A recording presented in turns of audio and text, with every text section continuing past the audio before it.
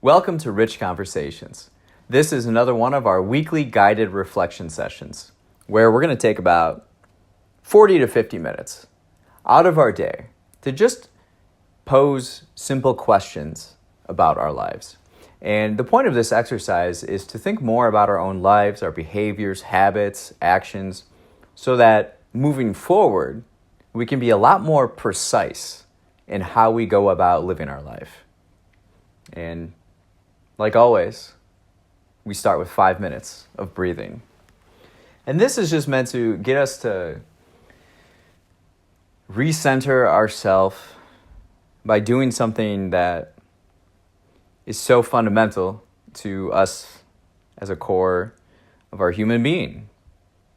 So 5 minutes, and again, we're just going to breathe in and breathe out.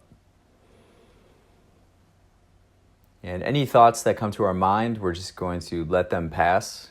They're not important right now. We're just focusing on the breath.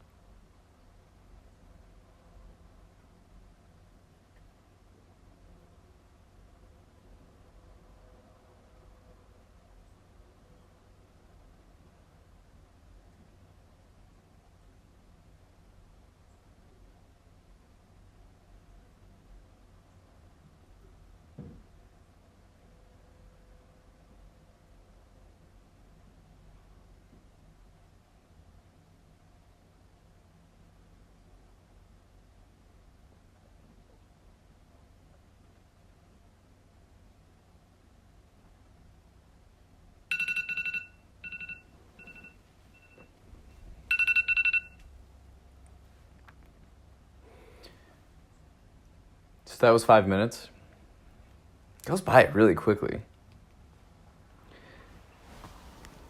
Time goes by really quickly. And then in life, time passes. Anyways, all right. Let's start with the first question, and it's, what are we grateful for? And this is always our first one because it's really healthy to ask ourselves.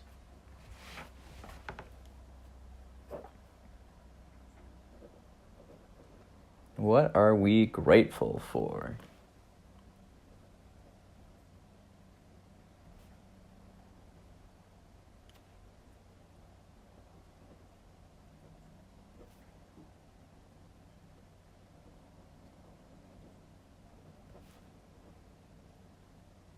You know, if you're ever looking to make change in your life,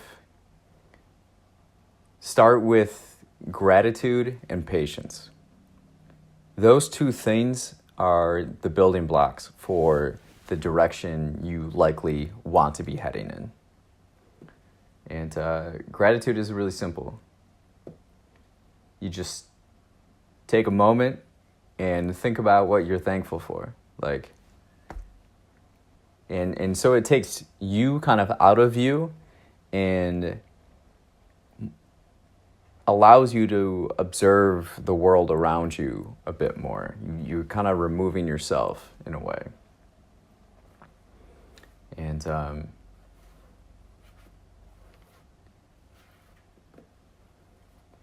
you're able to see more so the interconnectedness of parts of the world rather than everything consuming around us. Kind of like in like the Renaissance. Was it the Renaissance or before? Well, before the Renaissance, people believed, at least in Europe, that the sun rotated around the Earth, and Earth was the center of the universe. But later, we pulled ourselves out, and it's not the case. So it's kind of like this, right? Oftentimes we think that the world revolves around us, but it doesn't. And so just practicing gratitude, just taking a step like this, helps us be more objective in that sense.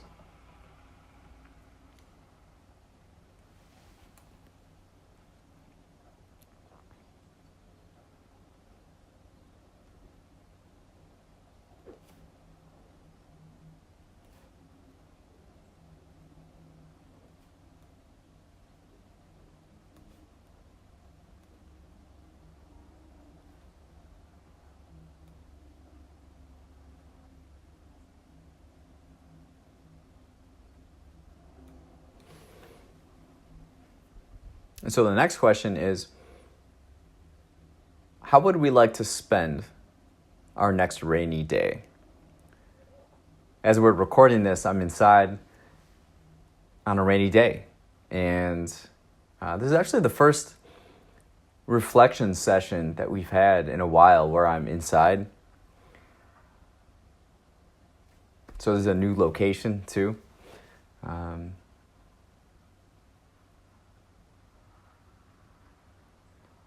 And I gotta say, today's been amazing. I've really enjoyed having a rainy day, the gift of a rainy day, and just doing a bunch of things that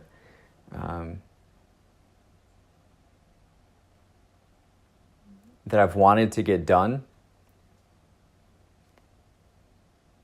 And just being forced to be inside just aligns with that.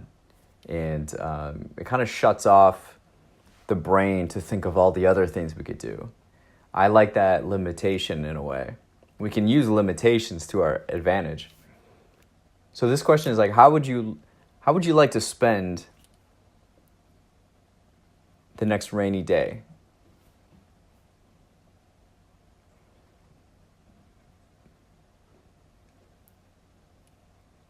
One of those rainy days where for a long duration of the day,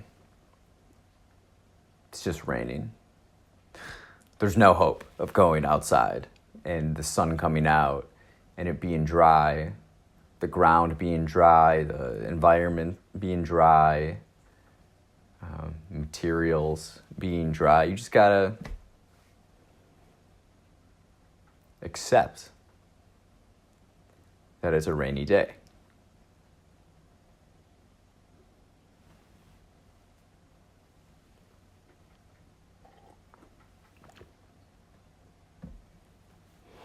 Yeah, I've really enjoyed this rainy day.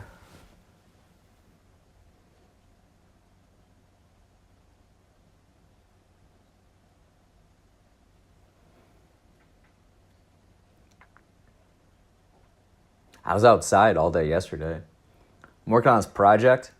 One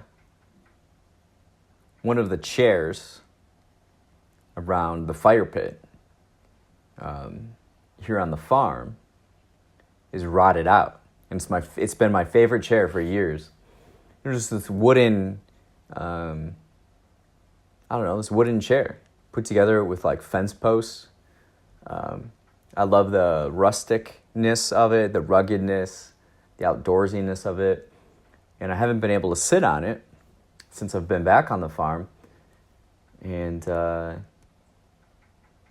the alternative is these like canvas plastic fold-up chairs. And I hate them, at least in the context of having a campfire. It's not who I am. It feels not like a country guy. I like just the outdoors. Like, we don't need all this, cheap, plasticky. It doesn't need to be mobile. And so what I've been doing is designing a new farm chair. And so I took old panels of barnwood and cut it. First I measured this chair. I want to replicate this chair. And then I cut the barn panels for the seat and the backing, cut those. And then I went in the woods yesterday and cut down 2 trees, some pig nut hickory trees, and cut the measurements for all the pieces. And soon I'm going to put it all together. But I was outside most of the day. And it was hot. Not too hot, but it was sunny. So it was hot when you're out cutting wood. And today, we're inside because it's raining. And this has been a gift. So the third question is there a project that we've really enjoyed currently? So this could be personal, this could be professional, this could be something right now or a little bit later on. Like, what's a project that we're working on or could be working on that we find enjoyment in?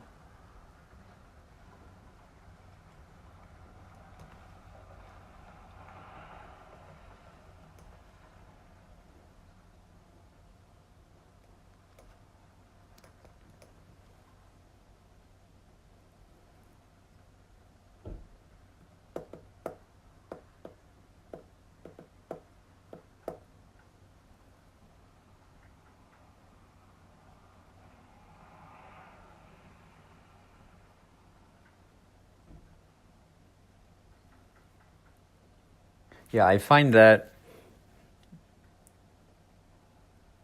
having our choices limited can create better decision making. Whether it's a day and we can't be outside, so now that limits the things we can do, right? And then there's almost like peace of mind with that. I always found this with grocery stores. My favorite grocery store has been Trader Joe's. Simply because the reduced amount of products helps me make decisions. For the most part. Whereas, I'm pretty intentional with it now, but now if I go into a big grocery store, I know exactly what I get beforehand. Because I eat the same thing, like every day. My diet has pretty much not changed in 10 years. But with all the abundance of other choices, other products, I find it to be a little overwhelming, even if I'm still buying the same things. So that's what I like about Trader Joe's the most. Just the limited selection. They carry like 4,000 items at a time, compared to like over 100,000. So this next question, what is something we appreciate a reduction of choices? Something that comes to my mind is dating. I feel like, there's been a lot of expression in the difficulty of modern dating today. I simply believe that it's a byproduct of the world we live in, where our world is quite bigger as far as our day-to-day life and where we drive, where we interact. And then if someone's college educated, they're almost likely to and live in a city. They could live in like any city and meet people, and there's just so many options. Whereas before, like when my dad married my mom, his rule for dating was no one outside 15 miles, a 15-mile radius from where he lived. That would feel so ridiculous now. But very smart at the same time. And I think it's just like the excess of options that makes things difficult. It used to be, you think of the most attractive person within this radius, those are your options. And then you pick one. Whereas today, it's like, we're so nitpicky with things. I think that's the biggest issue with modern dating. It's just the abundance of options, that it becomes difficult to make a decision. But what's something in our life that we appreciate a reduction of choices, options?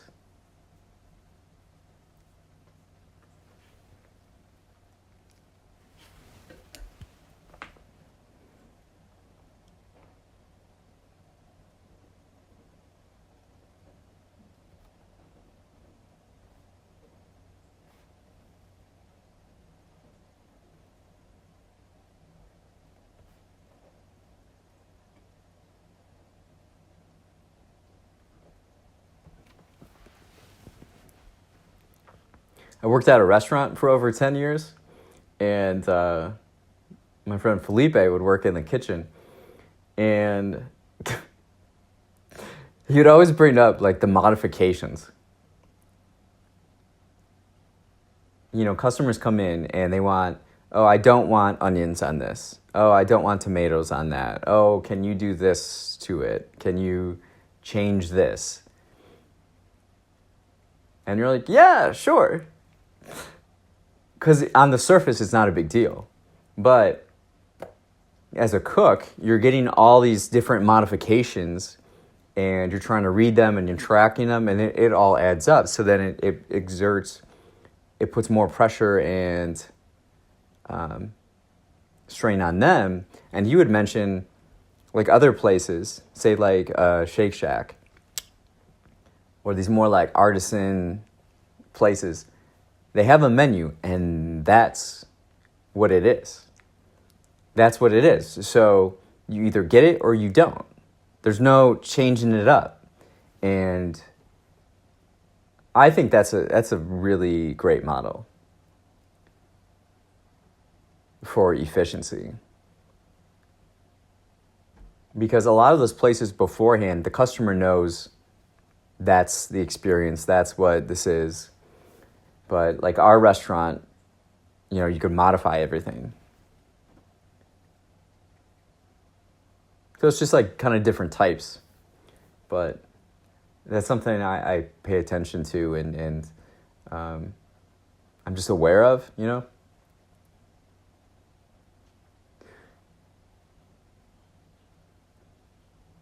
So now let's think, what's something that we often modify on whatever it is? And let's ask ourselves how reasonable it is. Because anytime you modify something, it might not be a big deal, but consider that you might be one of many changing something up. And there's kind of this like accumulation of, if we all think as individuals, and I don't want that, but I want this extra, like how that can affect certain things. So think of something you modify, something you don't like, that you change often, and think about how reasonable that is. When taking it into perspective, that a lot of these small decisions can add an extra burden to someone else.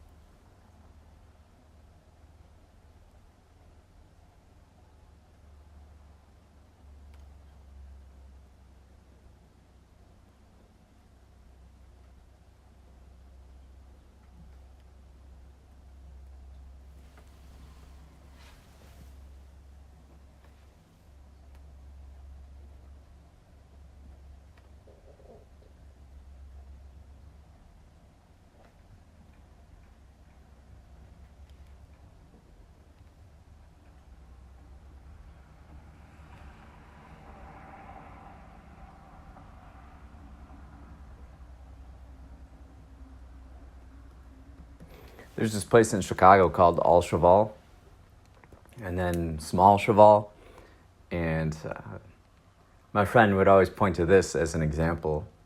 This is the burger, this is what comes on it, this is how it's prepared. That's what it is. The only time we didn't do that was like specials. The specials of the day, like this is how it comes, this is how it's done, and there isn't much modification with it.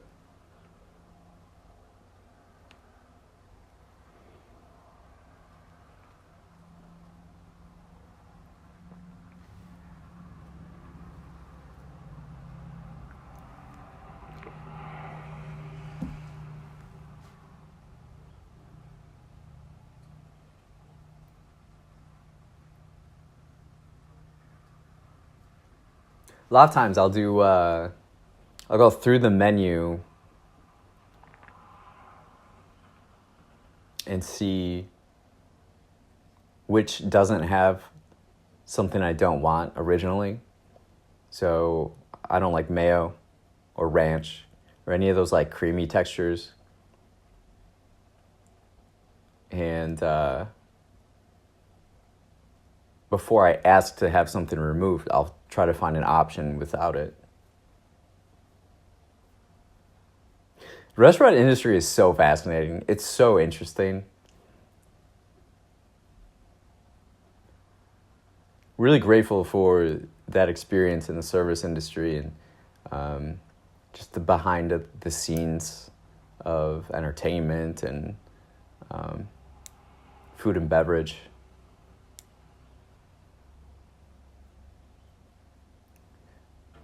I have a surplus of green beans. I planted a garden, and now I have to pick green beans like every other day because they're so abundant. But there's some pride in having grown that from scratch. Like you planted seeds, put it in the ground, and now it's producing something that gives back to you. So what's something you're proud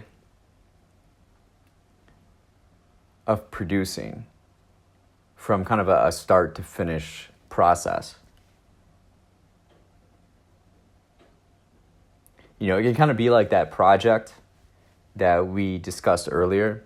You know, what's a project you're enjoying right now or could be enjoying? It's like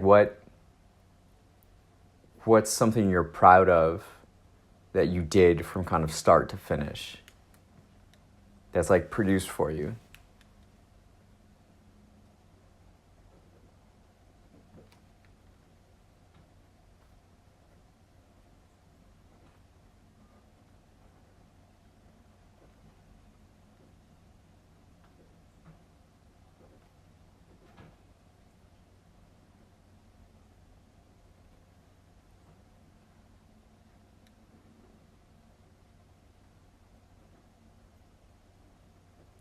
Yeah, green beans have been good. I have some beets and red onion, carrots, green peppers, Roma tomatoes. Oh, I picked a green pepper. Actually, I didn't intend to pick it. I was just like, I handled it to see how big it was and if it was ready or not, and it just kind of fell off the stem. So I was like, oh, got a green pepper. It probably could have grown a little bit more, but now I have a green pepper. It's cool to see them, you know, kind of bud and then be small, but then grow and then be big. It's like, you know, you're really proud of them. Oh, good for you. Oh, you grew to this big size. Good for you.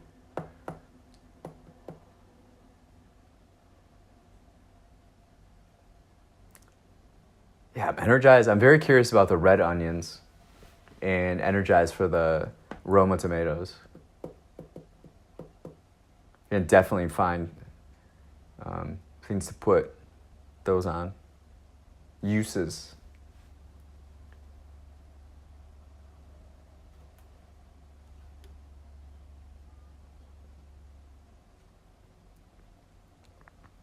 We're going to switch it up a little bit and think about a down moment recently. How did you respond? And how did you get through it? How did you process it and move forward?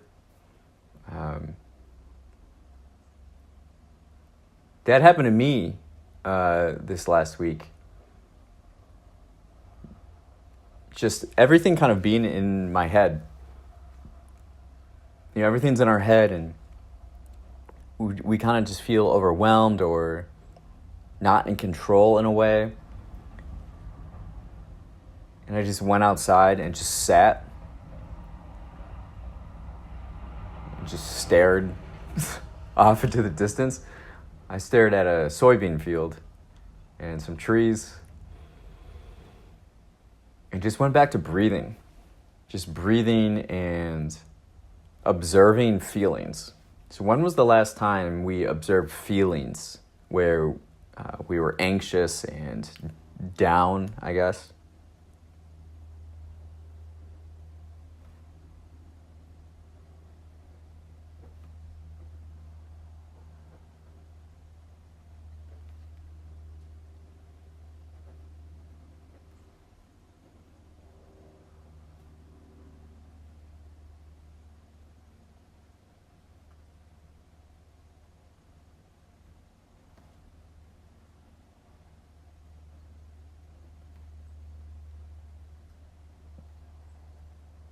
And something I wrote down is, you know, we can't have tomorrow today.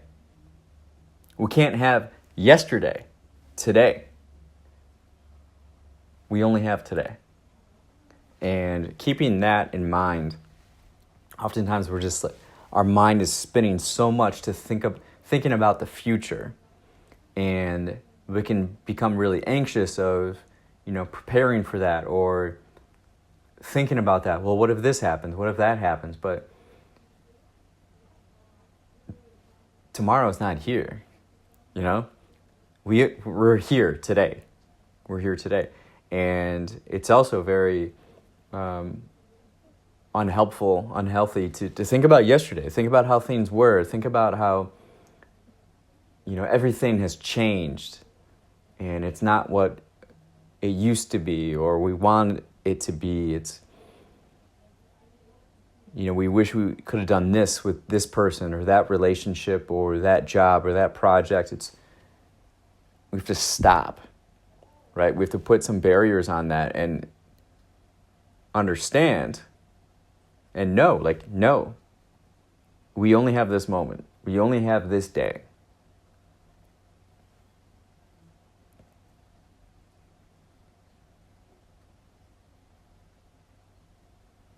And so we can use that to heal some of these feelings. If we're experiencing anxiousness, let it level down. And if we're down, we're feeling down, depressed, a lot of that is a byproduct of thinking of yesterday or tomorrow. And so if we just take this moment and we breathe, we can be grateful for this moment. You know what? I'm all right. Everything's all right. I'm here in the world. I'm alive.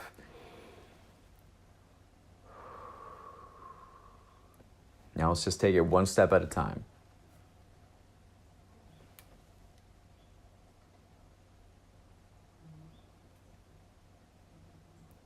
The biggest thing is being aware of those feelings as they're happening, right? And not letting them really drag you under the water.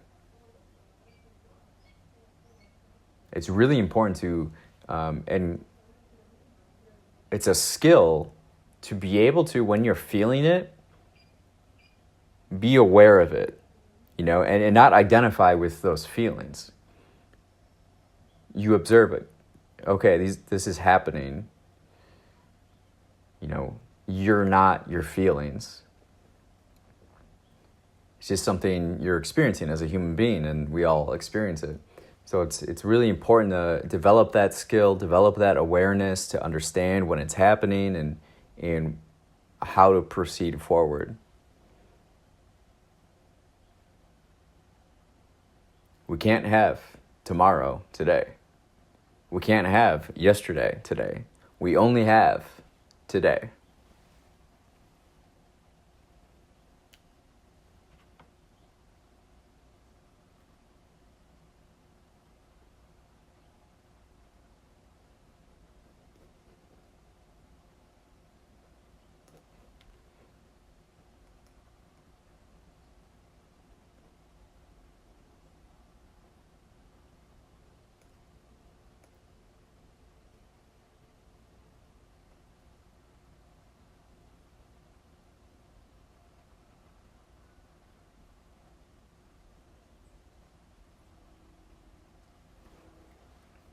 For the next question, think about a time when you spoke to a loved one on the phone, and the moment you picked it up and you heard their voice, and that feeling of just peace and relief. It doesn't matter what's happening in the world or what's going on in your life and all these things you have to do tomorrow or what happened yesterday. It's that moment when you hear a loved one's voice. Can you think back to a time that you felt peace and relief from that? And write about who that person was, your relationship with them, and why did you feel better hearing their voice? Isn't that so powerful? You can hear someone's voice and it's the sweetest sound that you can hear. It's more productive more effective than medicine, you know? It's its own kind of medicine.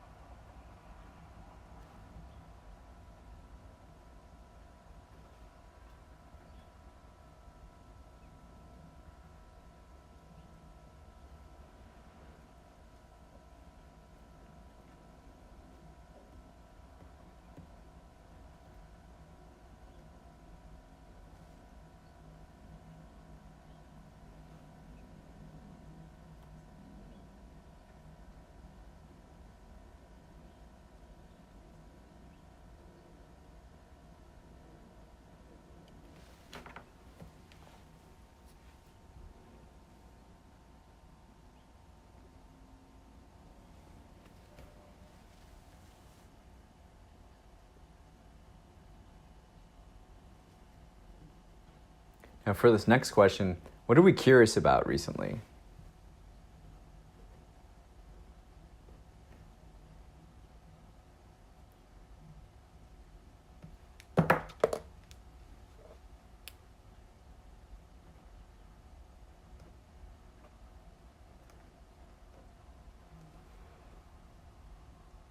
I've been really curious about just like nature, ecosystems on the farm. So I like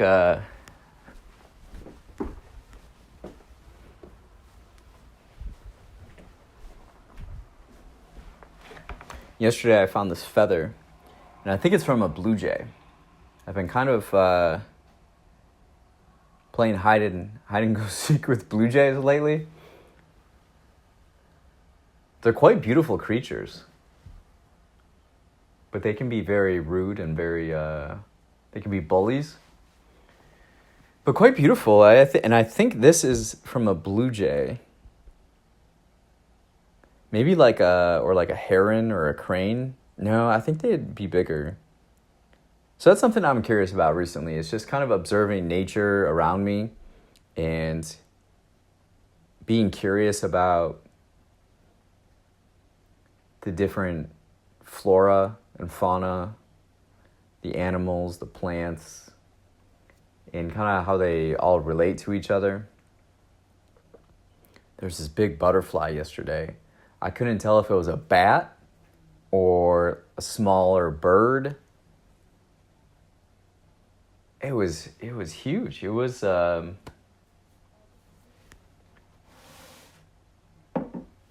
little bit bigger than this coaster, maybe like this. And it had this really cool design when its wings were out. It was like brown and like whitish yellowish with the pattern. That was really cool. Saw this grasshopper that could like fly. It looked like, I thought it was a dragonfly at first. Some flowers, some really cool flowers. Some wild ones. There's this plant, this weed called Queen Anne's lace, and you can make tea with it. So I've been planning to get like bouquets of them and then hang them to dry. And I researched on YouTube, drinking tea with them, but apparently there's a poisonous plant that looks very similar to it that are always around it. I'm like, I need to focus a little bit more. It's called hemlock, the poison one. So now I'm a little nervous. But I think if I'm diligent, it'll be okay. Different flowers, different creatures. And it's been fun to be aware of that, to just observe it more and pay attention to it. some of these birds during the day I'll watch, and there'll be like a row of 9 birds on the ground, and it looks like they're in a search party. How humans would do a search party looking for someone or something. They're all kind of in a row, and they just walk, and they're like pecking at the ground. But it's interesting to kind of see that coordination within nature. Seeing butterflies play together, like 7 at a time. It was really cool. Watching the sunset and these butterflies, so great. But yeah, this blue jay. I think it's a blue jay. The feather of a blue jay. It's kind of in rough shape. I wonder if it got into a fight. Would make sense. The blue jays are the bullies. They're the picking on people.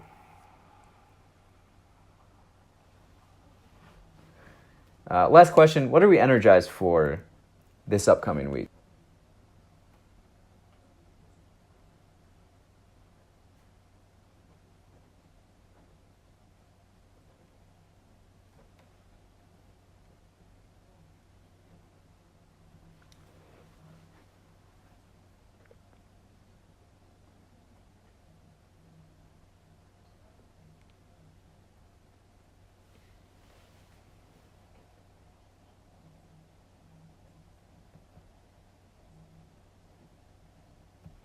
What's something that is going to make you feel more alive by doing this upcoming week? I think that's important. Have things that help us feel alive. It's a very underrated thing, isn't it?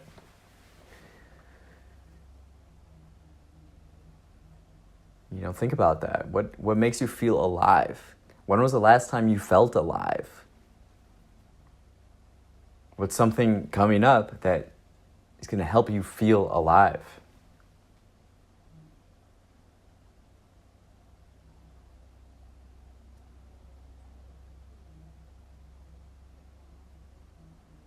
I think it's something that a lot of people struggle with today. When was the last time you saw something on your phone that made you feel alive?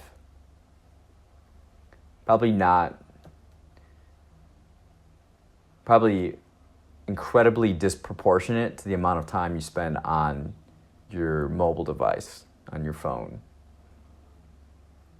compared to that little time that made you feel alive. I don't know. We can get so caught up in the routines of life that we create for ourselves that we don't feel that aliveness as much. It's more and more rare. So it's a good thing to think about what has made us feel alive in the past, so that we can identify that and replicate it again in the future.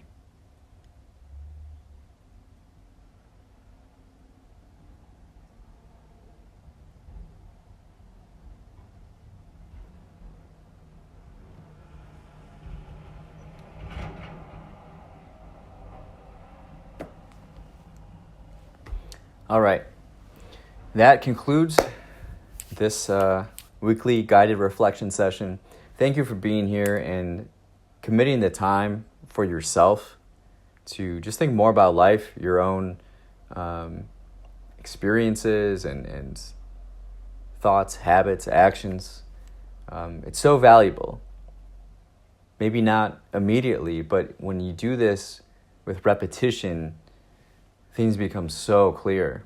And it's a very underrated thing about life is clarity. A lot of people can go fast. Everybody can be busy. But it's important knowing that life is fragile and tomorrow's not guaranteed. So to make sure that we're making the most of each day, it's important. So thank you for being here.